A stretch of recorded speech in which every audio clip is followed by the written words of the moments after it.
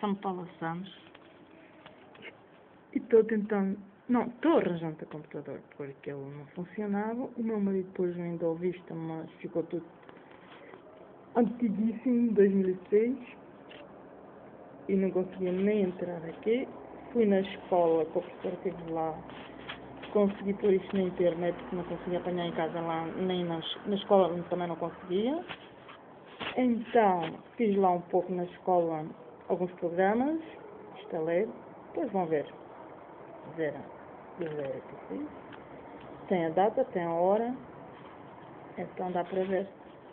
Eu agora tenho tantas casas, tantas janelas abertas, e está mesmo assim, está a funcionar. Eu tenho que pôr uns, instalar uns e tirar outros, porque estão programas a mais. Também está em inglês, eu não percebo muito bem.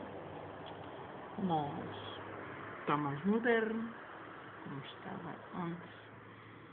Está quase igual. Então, tudo na graça do Senhor Jesus Cristo. Amém. Que é o poder do meu Senhor. Dá-me inteligência, visão e sabedoria para fazer. E me guia as minhas mãos. Amém. Pelo poder do Senhor Jesus.